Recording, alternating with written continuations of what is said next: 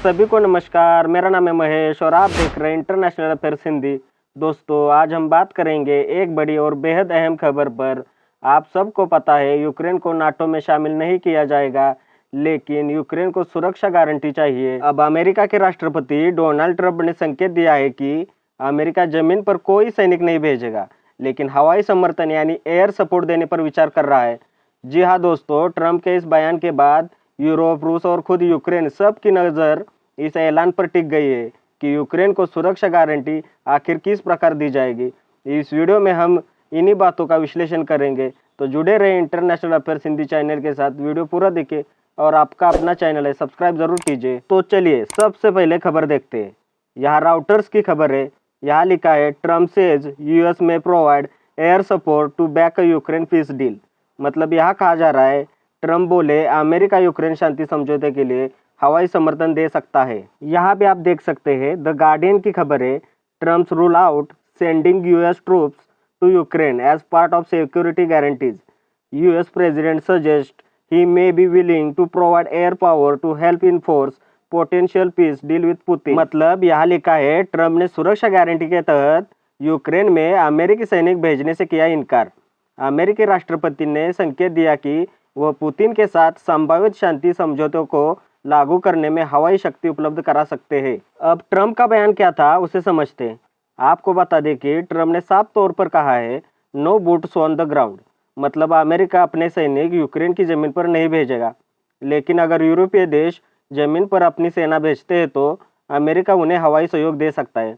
यानी इसका मतलब साफ है, अमेरिका खुद सीधे युद्ध में कूदना नहीं चाहता, लेकिन ऊपर से सहयोग दे सकता है। इस पर विचार शुरू है। इसे एक प्रकार से मध्य रास्ता कहा जा सकता है, न पूरी तरह से युद्ध से दूर रहना, न सीधे लड़ाई में शामिल होना। यह बयान उस बड़े समझौते का हिस्सा है जिसमें अमेरिका और यूरोप मिलकर यूक्रेन के लिए सिक्योरिटी गारंटी बना रहे हैं। अब एयर सपोर्ट का मतलब अमेरिका आखिर किस तरह सपोर्ट कर सकता है, उसे कुछ पॉइंट्स के जरिए समझते। पहला पॉइंट है फाइटर जेट्स का इस्तेमाल। अमेरिका अपने लड़ाकू विमान जैसे F-16, F-35 तैनात कर सकता है। यह विमान रूस के ठिकानों पर सटीक हमले कर सकते हैं और यूक्रेन की सेना को हवाई कवर देंगे। दूसरा पॉइंट है एयर डिफेंस सिस्टम।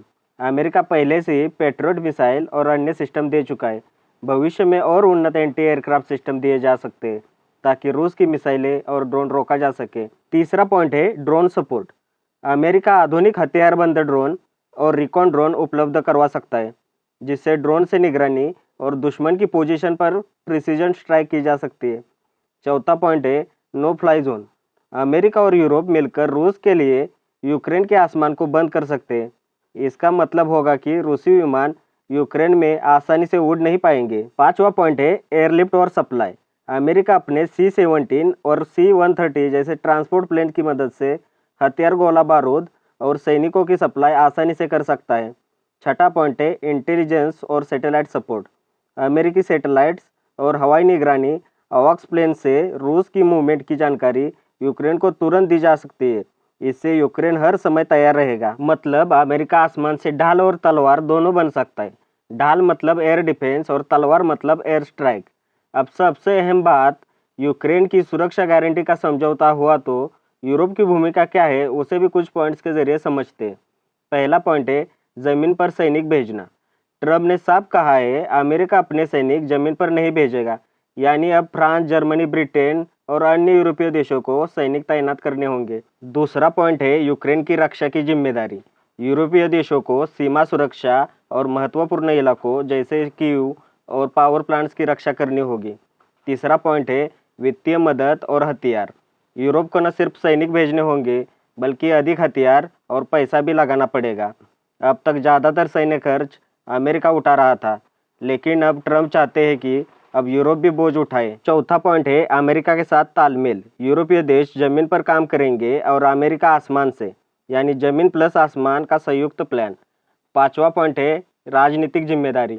यूरोप को रूस के दबाव का सामना करना पड़ेगा। यह सिर्फ सैन्य नहीं, बल्कि एक राजनीतिक चुनौती भी होगी, क्योंकि रूस यूरोपीय देशों को सीधा दुश्मन मान सकता है। छठा पॉइंट है नाटो की भूमिका।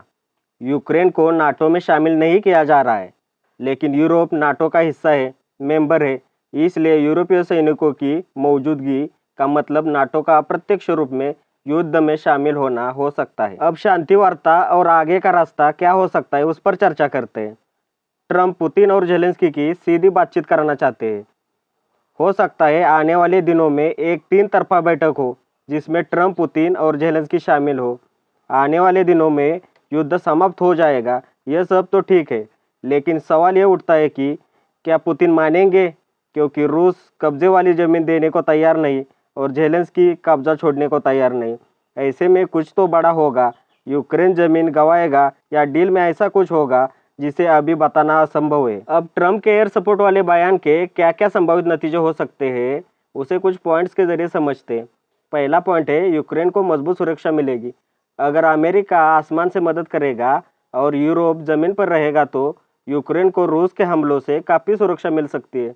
दूसरा पॉइंट है, युद्ध और लंबा खींच सकता है। अमेरिका का एयर सपोर्ट और यूरोप की सेना का जमीन पर आना युद्ध को छोटा करने की बजाय और लंबा खींच सकता है। तीसरा पॉइंट है, रूस की कड़ी प्रतिक्रिया। रूस इसे सीधे सीधे नाटो की दखल अंदाजी मान सकता है। इससे रूस और आक्रामक हो सकता है और नए मोर्चे खोल सकता है।